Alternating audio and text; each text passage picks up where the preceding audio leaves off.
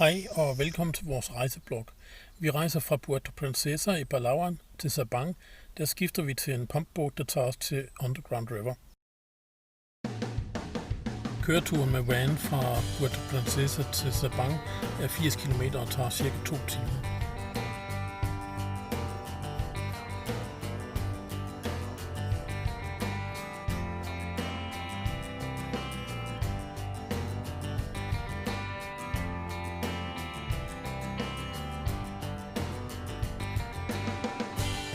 Vi venter cirka en time på at få plads på en pumpbåd fra Sabang til Underground River. Her er lokale, der sælger alt muligt som dry bags og souvenirhatte.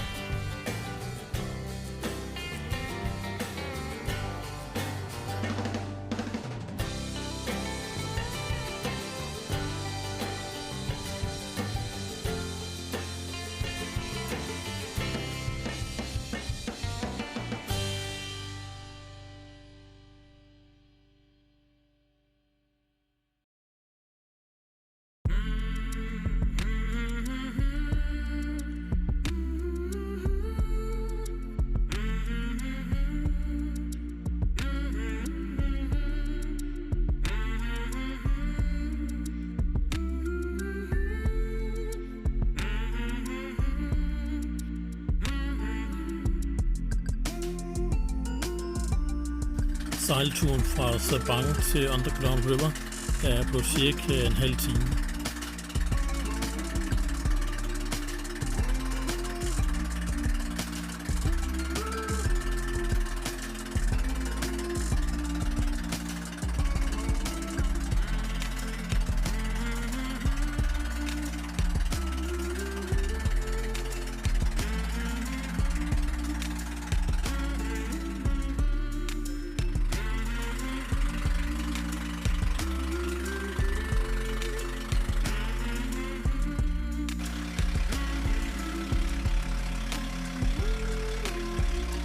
Altid solskin, selv i regntiden. Husk solcreme, myggebalsam og redningsvest og din vanddunk med rent drikkevand. Her ankommer vi til strandbredden, hvor vi går i land for at komme ind til Underground River.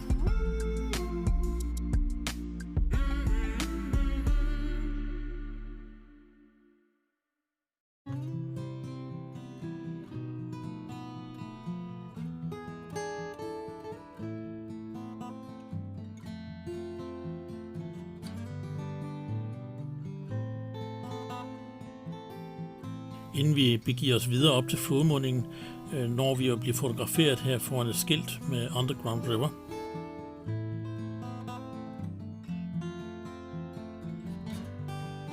Vi følger skiltene, der viser vej til indgangen til floden, og stiger ombord i den båd, vi får tildelt med en guide. Der er plads til 6-8 personer i hver båd.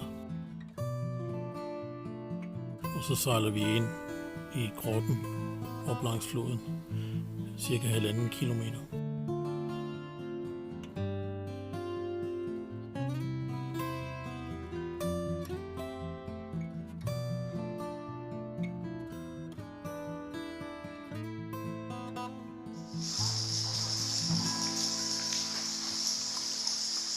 And by the way, these are not bats. Yung lumilipad are birds. These are swallow birds. The bats are still sleeping.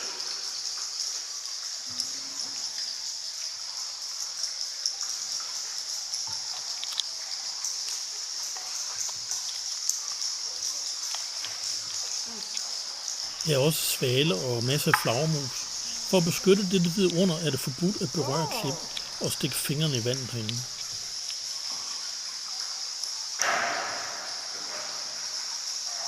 If you want to see bats, look up. Samien, Pian Fu. Follow the light over your head. Pian Fu.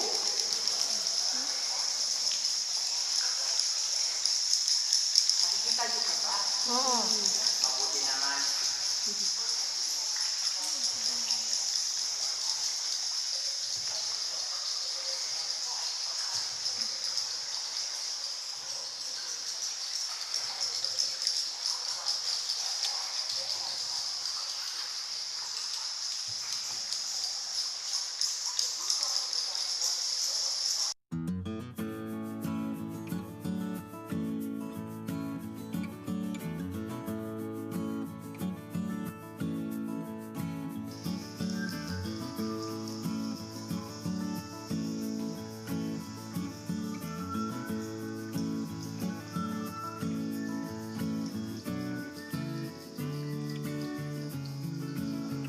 Puerto Princesa Underground River Tour bringer os cirka 1,5 kilometer ind i den 8,2 kilometer dybe grotte og tager cirka 45 minutter.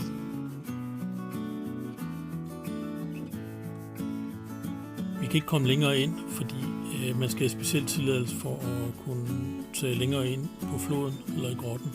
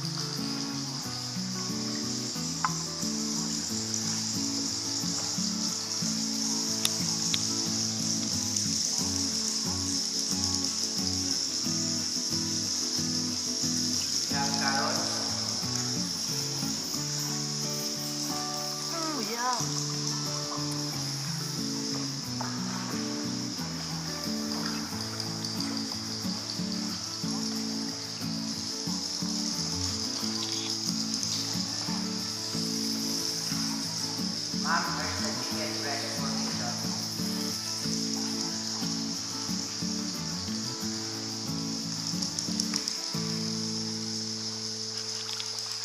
I grotten oplever vi de smukke stalaktitter og stalagmitter, som naturen har skabt i løbet af årtusinder.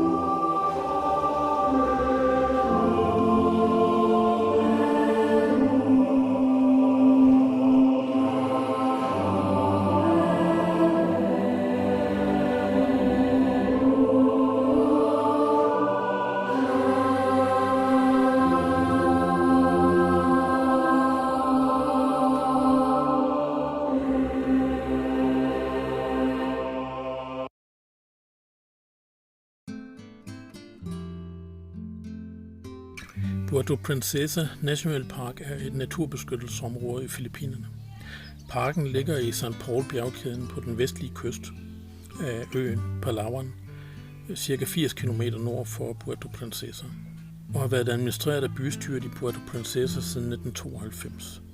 Den blev listet som et UNESCO World Heritage Site i 1999 og stemt ind som et New Seven Wonders of Nature og Ramsar Wetland Site i 2012.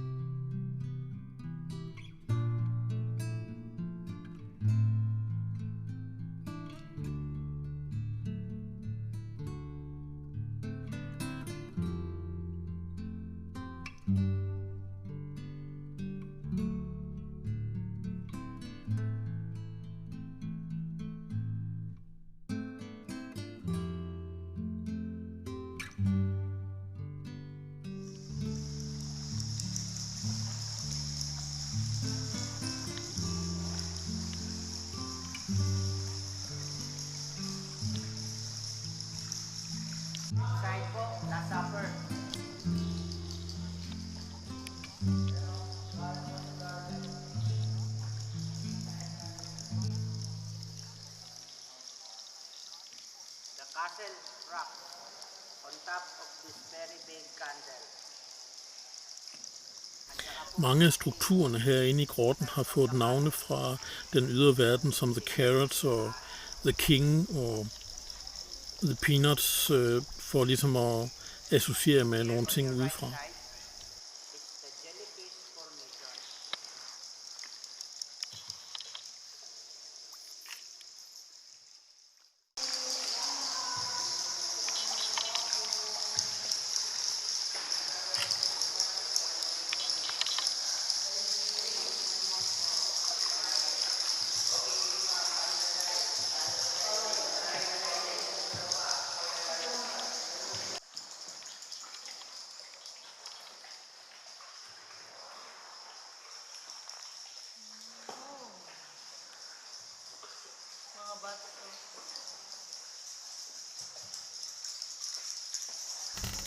At bevæge sig dybt ind i et bjerg er selvfølgelig ikke uden risiko.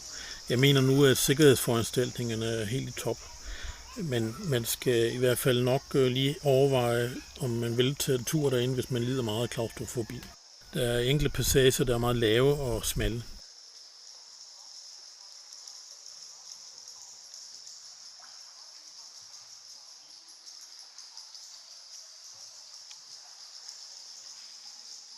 Ayan, nakikita mo na po yung liwanag sa labas.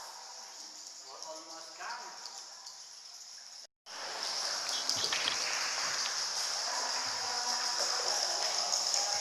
Så kan vi endelig se lys for enden af tunnelen, og det er simpelthen udgangen.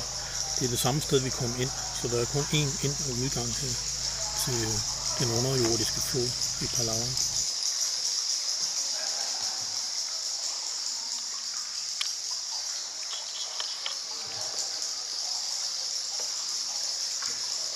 Congratulations po sa inyo ha. At naging successful po ang inyong visit sa isa sa 7 wonders. Kaya 6 na lang yung pupuntahan nyo. Det her er så en af grundene til, at vi får udleveret en hjelm, og man skal beholde hjelmen på under hele turen.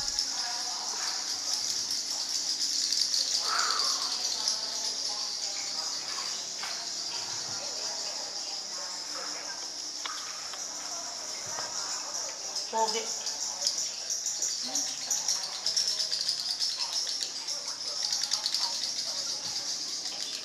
Ulo.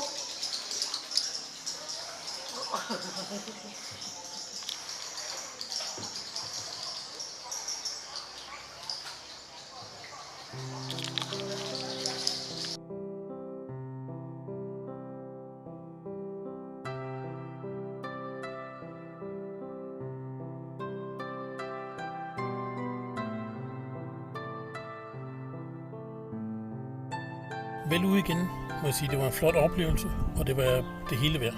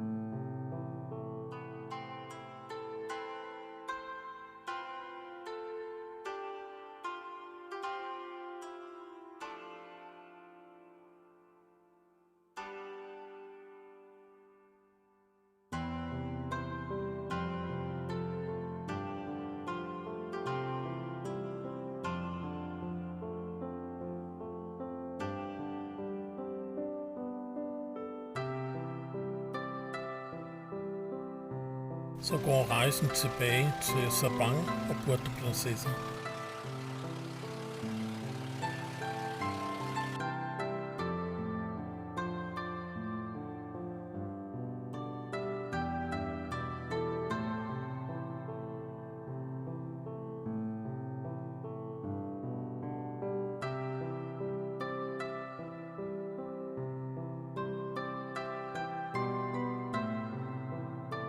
Puerto Princesa City Baywalk er fyldt med en masse lækre spisesteder. De tilbyder alt fra blæksprutter, krokodillestuning, fisk, muslinger, søpindsvin, rejer, krabber, krebs til svinekoteletter og is. Med på rejsen var min søde svigerinde Miriam og min hustru Adeline.